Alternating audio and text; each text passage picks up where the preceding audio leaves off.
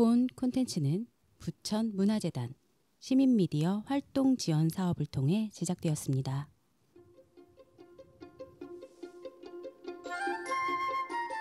어느 순간 바른 소리 하게 되는 라디오 봐라. 안녕하세요. 말랑말랑해지고 싶은 인간 당근입니다. 안녕하세요. 제일 잘 나가 블랙갱입니다. 모순에 집착하는 여자 정입니다. 오늘의 바른 소리와 함께 평범한 일상의 평등 한 꼬집 어바라 시즌 7 13회 시작하겠습니다.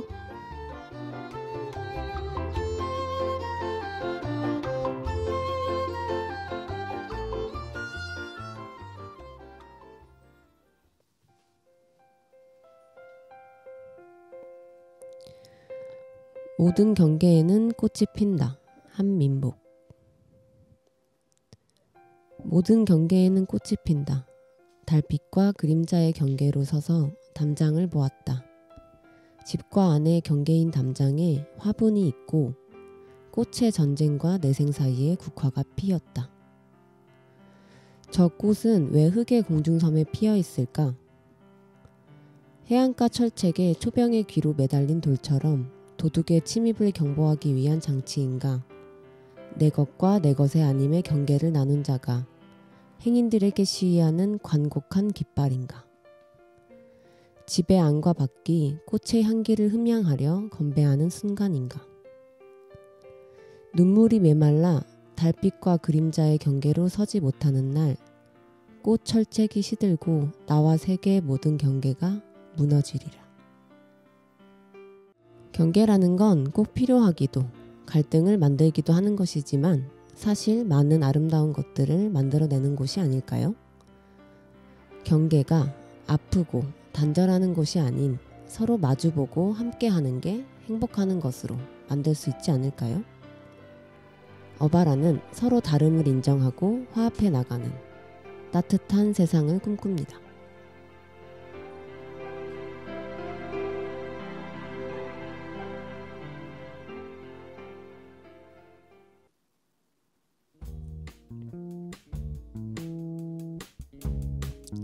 뜨거웠다고 해서 절대 과거가 아닌, 뜨거워서 손으로 꼭 쥘 순 없지만 놓지 못하는, 식으려고 하면 다시 뜨겁게 데피고 싶은 이야기를 나눕니다. 뜨거웠던 감자.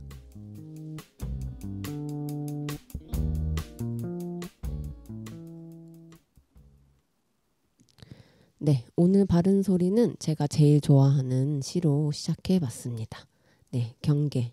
아름다운 곳으로 되는 곳이면 얼마나 좋을까 그런 생각이었고요. 오늘의 뜨거웠던 감자 주제는 지난 8월 함께 들여다볼 만한 여성 성평등 의제를 소개하고 이야기하는 시간으로 준비했습니다. 지금 사회에 제도적으로 어떤 변화에 대한 이야기들이 오고 가고 있을까요? 두 가지 파트로 준비해봤습니다. 첫 번째는 새 정부의 여가부 확대 개편에 따른 정책과 원민경 장관 후보자 지명에 관한 이야기고요. 두 번째는 8월 중에 발의된 개정안들을 소개하는데 스토킹 범죄 처벌 개정안과 병역법 개정안 발의입니다. 어바라 멤버분들은 이 주제 키워드만 들으시고 좀 알고 계신 내용이 있으실까요? 저는 일단 이 원민경 장관 후보자 지명하셨을 때 굉장히 온라인에서 이분은 진짜 찐이다. 되게 여성계에서 굉장히 열심히 활동하신 분이다. 이런 이야기들 많이 보면서 저는 사실 사람에 대한 정보가 많진 않았거든요. 근데 그런 거 보면서 좀 안심하고 그래도 뭔가 좀 기대를 걸 수 있지 않을까? 이런 생각했던 기억이 납니다. 네, 저도 여성가족부 장관 후보자 출근 첫날 기자회견을 했는데 그 기자회견 전문을 저는 그 장면을 보진 못했고 기자회견 전문을 전달받아서 읽어보면서 되게 시원하다는 생각을 했었거든요. 정말 누군가가 이런 수위까지 말씀을 하신 분이 계셨나? 돌아봐도 없었잖아요. 장관 후보자가. 그래서 저 되게 시원하다는 생각하면서 엄청 응원하고 있어요. 네, 기대했던 것처럼 네, 역시 제가 좋아하는 어바라 멤버들은 잘 알고 계시는 것 같네요. 일단 청취자분들께 소개해드려 보겠습니다.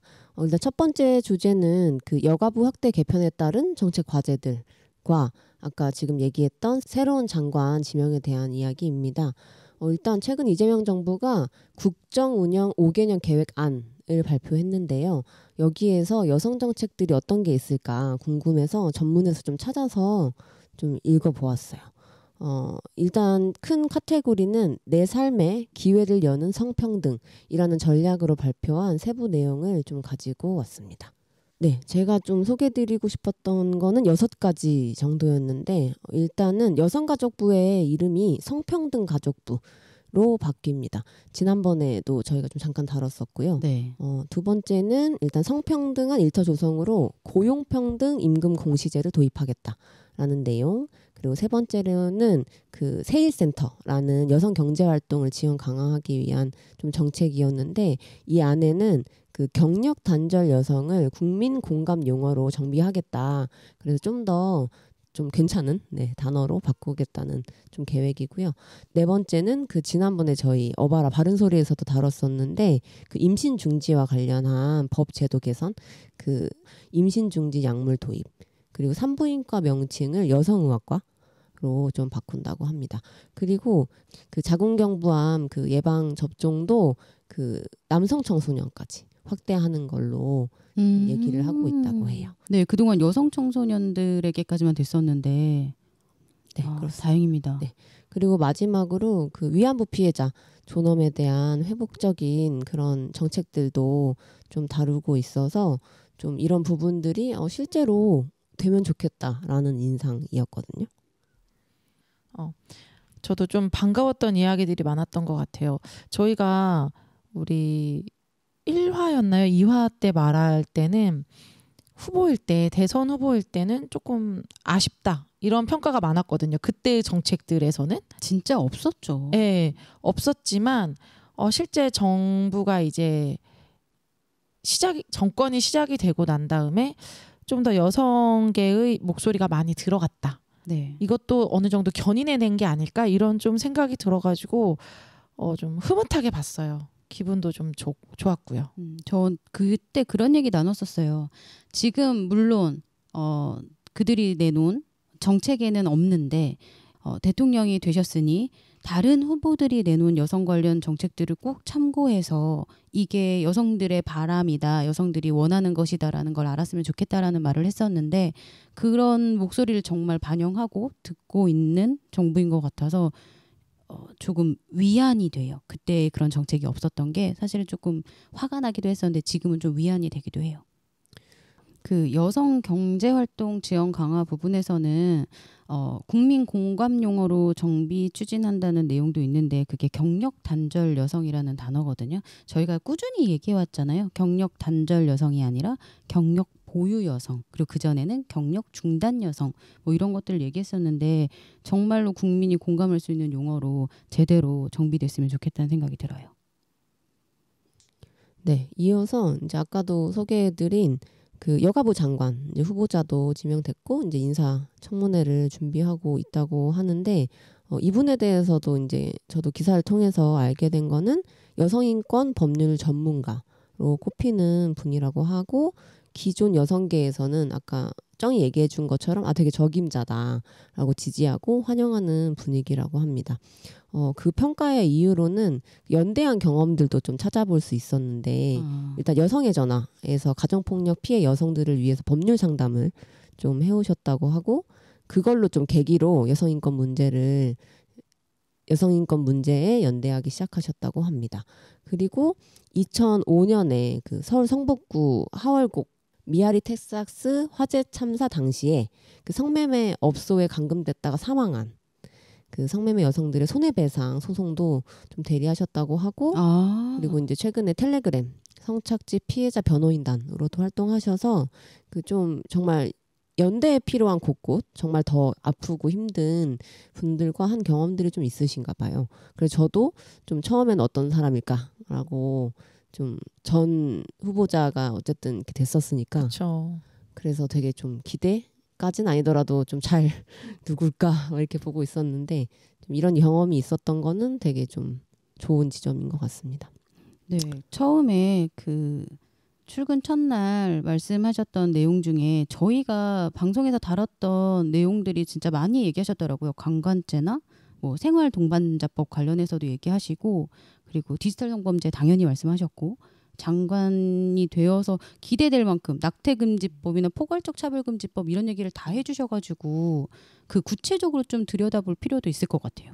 실제로 그 좀 이제 이게 좀 비교해서 생각해 볼 지점은 실제로 아까 정도 얘기했지만 이재명 대통령이 후보자 시절에 계속 미온적으로 얘기했잖아요. 그쵸. 물어봤었을 때도 총리 후보였었던 사람들도 아직 사회적 합의가 필요하다. 특히 뭐 차별금지법이라든지 이런 얘기를 했었을 때 그랬는데, 이제 새로 장관이 될 수 있는 사람이 되게 정확하게 워딩으로 되게 중요하고 다뤄야 된다라고 하는 부분들이 좀 주목을 많이 받았던 것 같아요.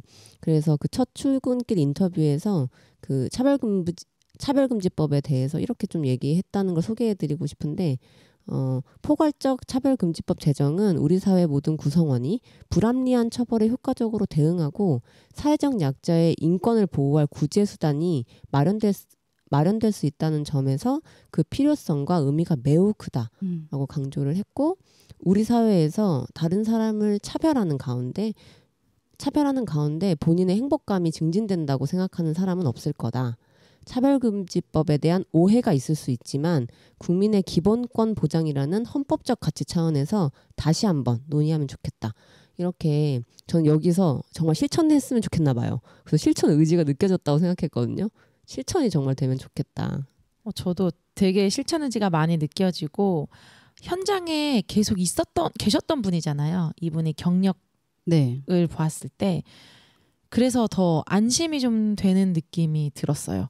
현장을 아시는 분이고, 차별당하고 어떤 피해를 겪었던 사람들의 옆에서 계속 그거를 같이 목격하신 분이기 때문에 의지가 더 강력하다라는 좀 느낌을 받았고, 그래서 좀 저는 지역에서 활동하는 사람으로서 우리가 할 일도 되게 크게 있겠다. 그 정치권이 할 일도 있어요. 기본적으로 지금의 이재명 대통령이 후보 시절에는 또 되게 미온적이기도 했고, 또 다른 사람들도 딱히 이렇게 언급을 하지 않으려고 최대한 돌아가려고 했던 이슈들을 되게 선명하게 말하셨기 때문에 정치권에서도 어떤 역할들을 분명히 해줘야 되지만 지역사회 역할을 되게 확실하게 해야겠다, 이런 또 생각도 드는 것 같아요. 그 낙태금지법 관련해서는 정말 단호함이 느껴지기도 했고, 그리고 실제로 마지막 마무리를 노력해 나가겠습니다로 마무리하셨거든요. 그러니까 같이 뭐 이야기해 봅시다, 생각해 봅시다가 아니라 그렇게 맞춰서 노력하겠습니다라는 게 저는 되게 크게 왔던 것 같아요. 그래서 실제로 저는 그 고위직이잖아요. 고위직들이 사실 이제 공무원인 거잖아요. 그 사람들도 되게 영향력을 끼칠 수 있겠구나라는 하는 좀 장면이 펼쳐졌으면 좋겠다라는 기대와, 그리고 사실 말만 이렇게 할 수도 있으니까 좀 잘 지켜봐야겠다는 생각. 저희가 되게 그런 말 되게 많이 쓰잖아요. 뜨감에서 지켜봐야겠다. 맞아요. 이런 얘기들이 좀 멤버들과 얘기를 하고 싶었고, 실제로 이제 그 제목에서도 이제 이 후속 기사들이 또 나오잖아요. 네. 그 변화 조짐들이 보여지는 부분들이 주목하고 있구나. 그래서 연합뉴스랑 그 한국일보에서도 제목을 이렇게 써서 보도를 했어요. 여가부 장관 후보자가 강조한 차별금지법 18년 실패 딛고 제정될까 해서 이제 역사들을 조금 다루고 있고, 한국일보에서는 그 노무현의 공약 차별금지법 표류 18년 원민경 지지로 공론화 불붙나라고 이런 식으로 보도를 해주더라고요. 그래서 이제 사회적으로 관심이 다시 한번 좀 일으켜질 거고, 아까 정이 얘기했던 것처럼 이제 시민들도 같이 이렇게 더 불붙어서 노력을 해야 되지 않을까라는 생각을 더 많이 하게 됐습니다. 근데 이 기사 제목 너무 좋네요. 저희도 매번 차별금지법 얘기를 하면서 몇 년 얘기할 때마다 놀라잖아요. 그렇게 오래됐다고 했는데 전혀 관심 없던 분들도 그렇게 오래됐다고? 그 18년 전부터 나왔던 얘기라고 조금 초점을 맞춰서 우리가 왜 그동안 소홀했는지도 들여다볼 수 있게 기사 제목 되게 잘 뽑아주신 것 같아요. 그리고 그 낙태죄에 관련한 그 입법 공백들을 네. 메우겠다고 어쨌든 행정에서 그렇게 얘기를 한다는 게 전 너무 반가웠거든요. 근데 지금 지난번에 소개해드렸던 것처럼 정치권에서도 이제 발의를 해놓은 상황이고 이제 식약처랑 그런 쪽에서도 이제 조금씩 반응을 보이고 있고 근데 이제 장관까지 하겠다라고 이렇게 의지를 밝혔다는 건 진짜 실체적인 변화가 보일 수 있겠다. 그래서 우리 앞으로 어바라에서 그걸 정말 소개해드리면 좋겠다. 이런 생각들도 많이 들어요. 제가 계속 입꼬리가 올라가요. 정말 좀 기대되나 봐요. 네. 그 인권위 공고도 다 무시하는 정치권이었는데 이제 진짜 볼 수 있겠죠? 그랬으면 좋겠습니다. 그리고 이것도 덧붙여야겠어요. 이게 저희가 이렇게 얘기하는 말은 그 장관을 너무 좋아요 이런 느낌이 아니라 이렇게 하겠다고 했으니까 해야 돼라는 의지를 실기 위해서 네, 얘기하는 거 아시죠? 네, 그렇죠. 저도 조금 더 덧붙이고 싶은데 장관이라는 사람 입에서 이런 말이 나온 게 처음이에요. 네. 이런 약속이 나온 게 되게 섬세하게, 세세하고 선명하게 나온 게 처음이라서 이렇게 기대하는 거지. 보통 장관들이라 하면 예민한 부분은 돌아가거든요. 그게 이제 정치인들의 이제 화법인데 여의도 화법이라고 볼 수도 있고, 근데 굉장히 선명하게 말해줬기 때문에 기대감이 증폭된 거다. 네, 이렇게 덧붙이겠습니다. 저는 응원한다고 말씀드렸는데 맞아요. 진짜로 그동안에 누군가의 눈치를 보니라고 말하지 않고 표싸움 이런 걸로 말하지 않았던 정치인들도 누군가 이렇게 말하고 이거에 대해서 반응이 이렇게 있고 응원하고 지지하는 사람들의 목소리가 들리면 그들도 당연한 얘기를 눈치 안 보고 할 수 있지 않을까 해서 저는 더 응원하고 더 기대해 볼 겁니다.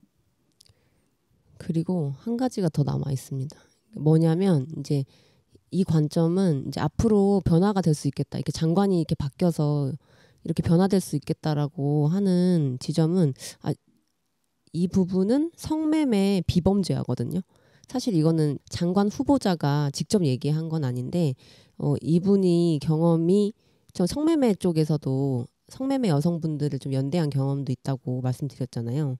그래서 예상되는 지점들이 그 변호사 시절부터 이제 성매매 여성에 대한 비범죄화를 계속 주장해 오셨대요. 그 활동 경험도 계속 있으시고 그래서 비범죄화에 성매매 여성 비범죄화에 힘이 실릴 수 있다. 이런 전망도 이제 나오는 거예요. 장관이 워낙 선명하게 얘기를 하다 보니까 이렇게 되지 않을까라는 부분들도 얘기가 나오는 건데 현재는 성매매 피해 여성이 증거를 제출하지 못하면 행위자랑 같이 처벌이 돼요. 근데 그 부분에 대해서 부당함이 있다고 주장을 하는 거고 그래서 피해자와 행위자로 분류를 하는 게 아니라 그냥 피해자로 보자라는 입장인 거거든요. 그래서 매수자와 알선자만 처벌하는 그 노르딕 모델이라고 하는데 그걸 따라가야 되지 않겠냐라고 이렇게 얘기가 사회적 변화가 생길 수도 있겠다. 이런 좀 예측도 할 수 있는 것 같아요. 네, 저는 이 부분도 굉장히 반가운데 보통 어떤 무언가를 구매한다고 했을 때 성매매 자체는 사람이잖아요. 사람의 그러니까 뭐 이런 말이 어떨지 모르겠는데 성기만 구매하는 게 아니잖아요. 그 사람의 어떤 행위와 그 당시에 어떤 시간과 몸 전체를 구매라고 하는 어떤 과정을 통해서 돈을 지불하는 건데 그 과정은 굉장히 그러니까 이 성매매 판매자라고 행위자라고 말을 해야 될까요? 성매매 여성의 입장에서는 상대가 누군지 알 수 없는 상태에서 계약이라고 하는 게 체결되고 알선자가 그냥 보내는 곳으로 가는 거란 말이에요. 자신의 의지가 굉장히 많이 이제 제한된 상황에서 가는 거고 사적인 공간에서 있는 어떠한 여러 행위들이 폭력이라든지 아니면 생명의 위협까지 올 수 있는데 그런 것들에 대해서 어떤 보호가 안 돼 있다. 그죠, 안전하지 않죠. 왜냐하면 신고를 해도 내가 함께한 사람이 되니까. 그래서 이런 부분들에 대해서 법이 그래도 최소한의 어떤 가이드라인을 잡아주는 거라고 저는 느껴져가지고 좀 더 안정감을 느끼게 되는 것 같아요.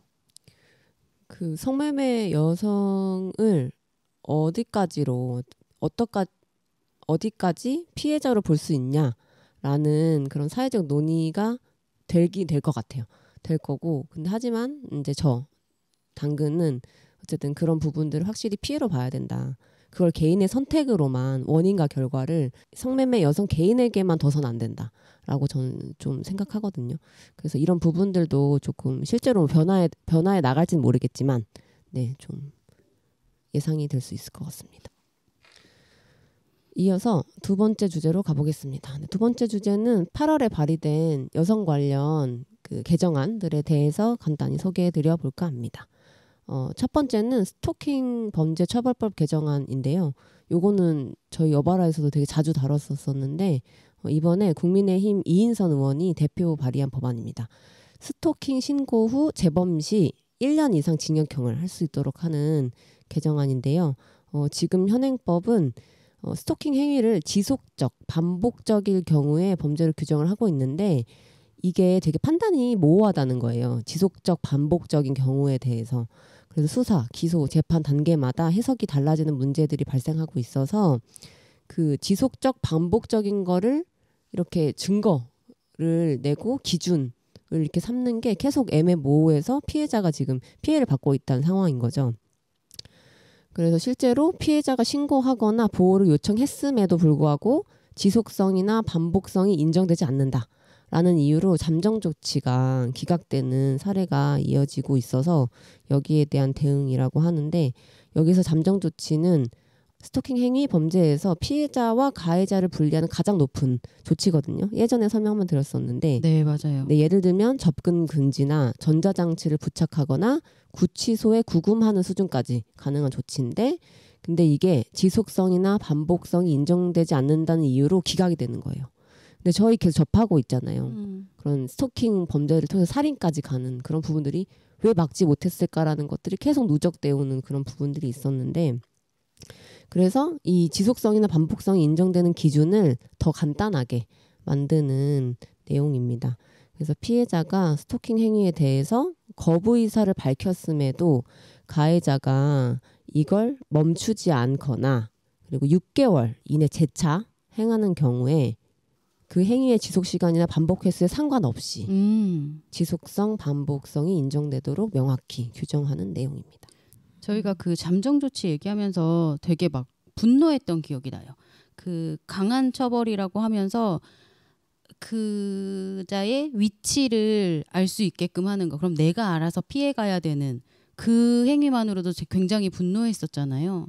근데 잠정 조치가 제대로 된 조치가 아니다라고 해서 그래서 살인까지도 이어지는 거 이런 문제들 되게 다뤘었는데 조금 더 구체화되고 지속성 반복성을 반드시 뭐 입증해야 된다거나 이거를 크게 노력하지 않아도 되니까 되게 반가운 소식이긴 하네요. 네, 실제로 이것과 관련해서 볼만한 기사가 있었는데 여성신문에서 살인범죄에 대한 통계가 나온 거예요.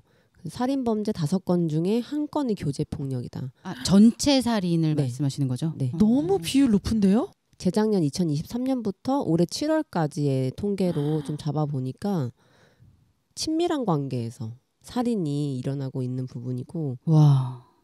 그 중에서 너무 높습니다. 이거. 네, 되게 높아요. 네. 5명 중에 1명이 친밀한 관계, 그러니까 교제폭력에서 살인까지 간 그런 내용이었고 이거 가정폭력도 포함이 되나요? 네네. 아. 그래서 그 유형별로 나눠보니까 가정폭력이 60%, 교제폭력이 27%, 스토킹이 9%. 사실 이게 가정폭력은 뭐 따로 볼 수는 있겠지만 교제폭력과 스토킹은 사실 이게 헤어진 안전이별이라는 말까지 생겼잖아요. 네. 이별을 했는데도 그게 이제 스토킹으로 되거나 어쨌든 하고 싶은 말은 정말 친밀한 관계에서 정말 폭력적인 것들이 살인까지 가게 될 수 있다는 그런 통계인 것 같아요. 그러면 어쩌면 좀 알고 있는 거긴 하지만 그 성별 비율, 그러니까 피해자의 성별 비율도 혹시 알 수 있나요? 네, 여기서 일단 여성 비율이 크게 높게 나타났습니다. 네, 전체 73.5%가 네, 여성이었고 남성 피해자는 26.5%였습니다. 그래서 실제로 저희가 1화 때 여성 폭력에 대해서 다뤘지만 이게 정말 사회 구조적인 문제로서 여성들이 실제로 폭력에 노출되어 있다라는 부분들을 전체의 통계로 좀 알 수 있었던 것 같아요. 이어서 두 번째 좀 내용으로 가보겠습니다. 두 번째는 병역법 일부 개정안입니다. 이 내용은 여성도 현역병으로 복무할 수 있도록 하는 병역법 개정안이 발의됐습니다. 국민의힘 김미애 의원이 대표 발의했고 이게 8월에는 젠더 이슈로 엄청 좀 뜨거웠는데 이게 의무화가 되는 건 아닙니다. 의무화가 되는 건 아니고 지원할 수 있는 자격을 여성에게도 부여하는 내용이고 현역병을 선발할 때 성별 구분 없이 지원자를 선발하도록 하는 내용입니다. 지금 현행법만으로도 여성이 지원을 통해서 현역 또는 예비역으로 복무를 할 수 있지만 그게 사관 또는 부사관 위주로만 선발되는 게 현실적인 내용이라서 이제 병장 이하 계급인 현역병의 경우에는 지금 남성 위주로 징병이 이루어지고 있는데 여성도 현역병에 복무할 수 있도록 하는 내용입니다. 일단 이게 시행된 배경을 좀 보면 그 개정안 대표 발의자인 김 의원은 이렇게 얘기했다고 해요. 병력 자원 감소는 단기간에 해결하기 어려운 국가적 과제다. 여성의 경우 여성의 자발적인 복무 참여 기회를 넓히고 성별과 무관하게 다양한 인재가 군에 참여할 수 있도록 제도를 개선할 필요가 있다라고 말을 했다고 합니다. 이게 이제 병력 자원 감소라는 얘기가 나왔었는데 이게 병력의 관점에서 보면 군 당국이 정전 상황에서 필요한 최소 병력 규모로 본 숫자가 50만 명이래요.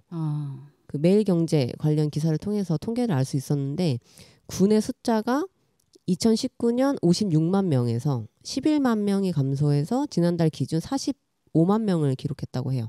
그래서 20년 후에는 입대 남성이 연간 약 10만 명으로 줄어든다는 전망도 있다고 해서 이제 실제로 이제 사단급 엄청 큰 부대들도 병력 감소로 인해서 2006년 59곳에서 이제 사단급 이상 부대가 현재 42곳으로 17개 부대가 해체되거나 통합됐다고 합니다. 다시 돌아가서 그 여성도 현역병으로 지원할 수 있도록 한다는 병력 규모가 너무 급감한 데서 오는 배경이 있다고 설명드린 내용이었습니다. 네, 이 개정안이 이제 국회 국방위 심사에 들어갔고요. 체계적으로 심사 등을 거쳐서 국회 본회의에서 가결될 경우 정부로 이송된 뒤 공포 법안이 시행될 수도 있는 상황인 거죠.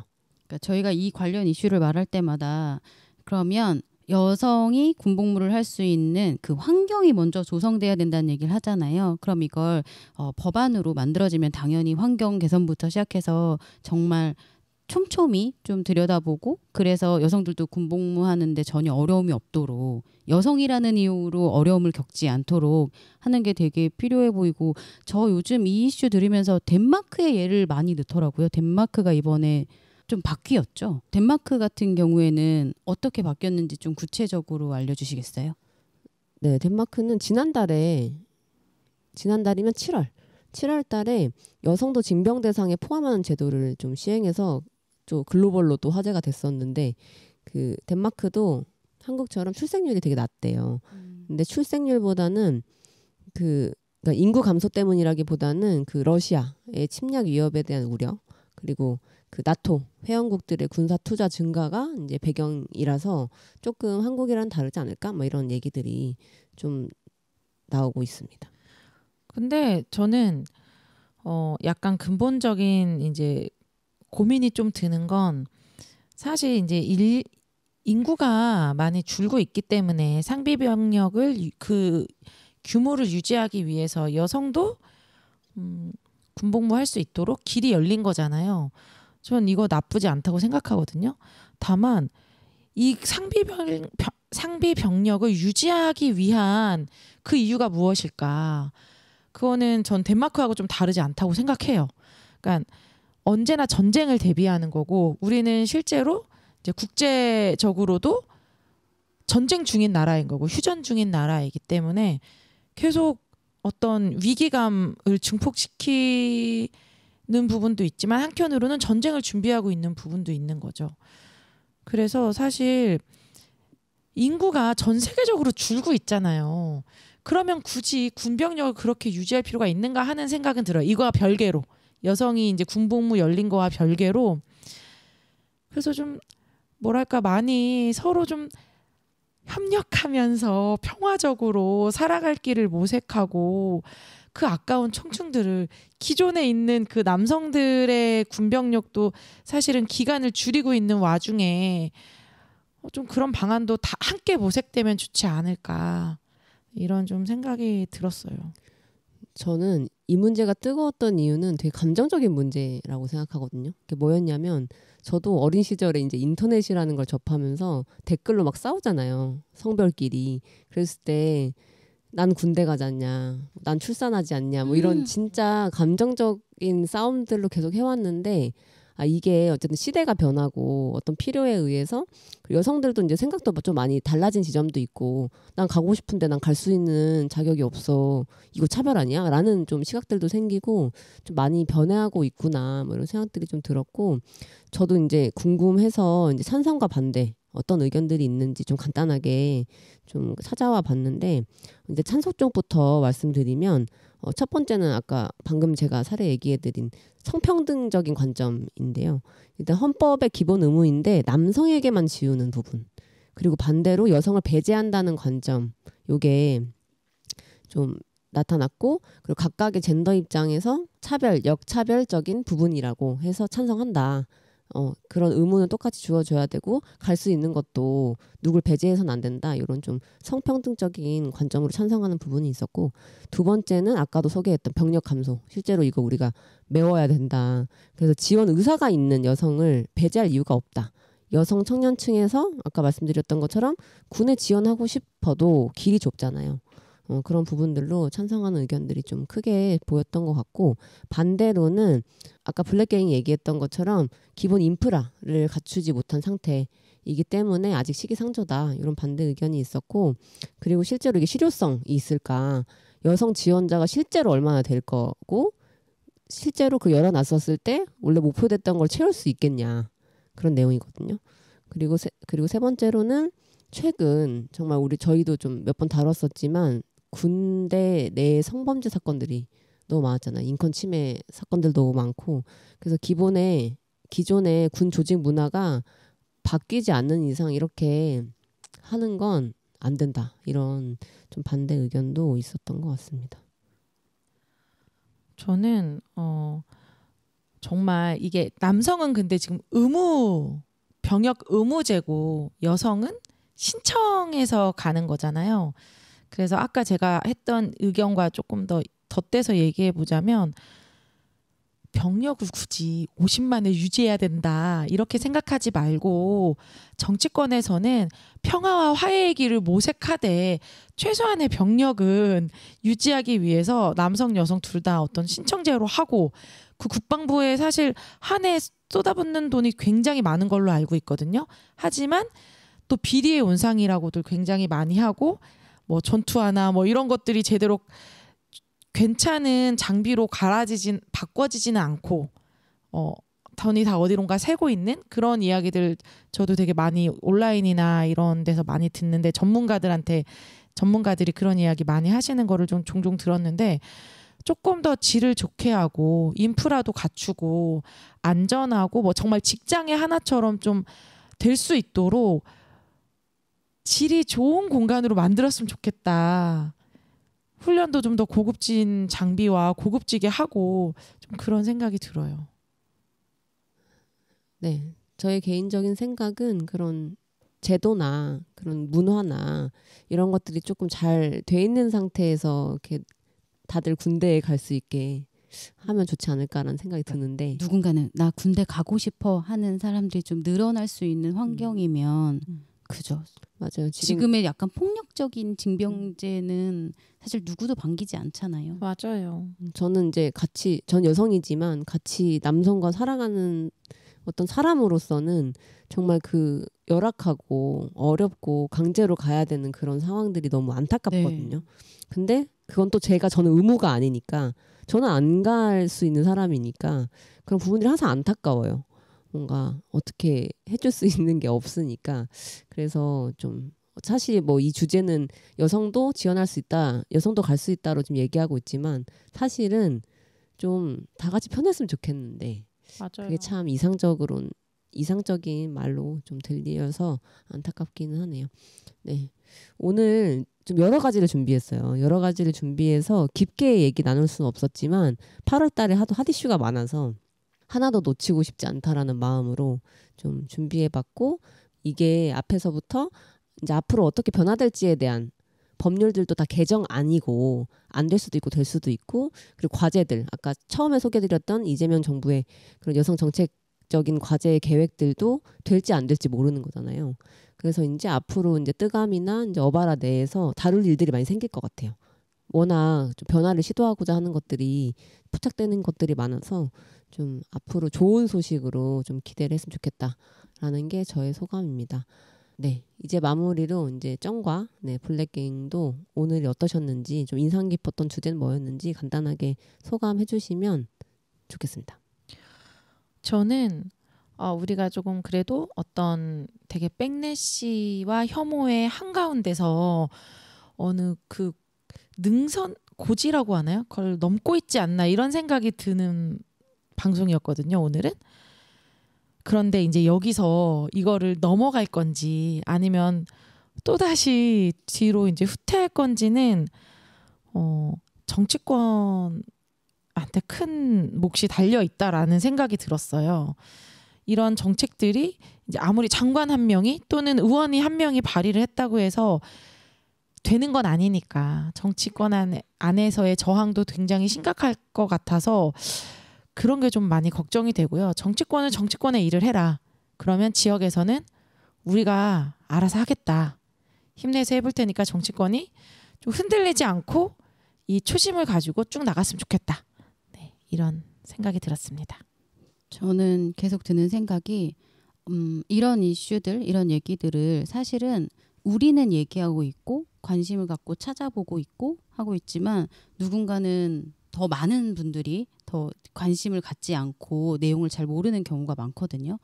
근데 이제는 좀 모두가 관심 가져서 그들만의 리그에서 벌어지고 거기서 되네 안 되네가 그냥 끝나지 않고 많은 시민들이 이런 얘기를 같이 나누고 이런 장들이 좀 많아졌으면 좋겠다. 그러면 관심도 더 높아지고 더 적극적으로 의견을 내보지 않을까 해서 정말 많은 시민들의 의견이 필요하다. 많이 알았으면 좋겠다라는 생각이 계속 들더라고요. 네, 오늘 8월에 접할 수 있었던 다양한 여성 성평등 정책 이슈들을 조금씩 보는 시간이었습니다. 네, 새 정부의 국정과제들로 예상되는 변화, 그리고 여가부 장관 후보자, 성평등 가족부로 바뀌는 여성가족부, 그리고 차별금지법과 비동의 강간죄, 성매매 비범죄의 가능성, 그리고 스토킹 범죄처벌법과 병업법의 개정안, 정말 많았죠. 네, 정말 많았는데요. 네, 저는 솔직한 마음으로는 이게 너무 좋은 말만 되지 않았으면 좋겠다.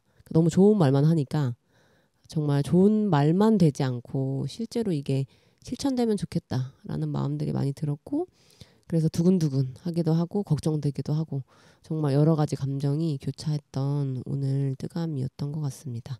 네, 오늘 뜨거웠던 감자는 여기서 마무리하고 청취자분들의 생각도 댓글로 많이 남겨주시면 좋겠습니다. 그리고 이어서 오늘 매운맛 피드백 대신 좀 여러 가지 지역 소식들을 전달해 드리고 싶은데요.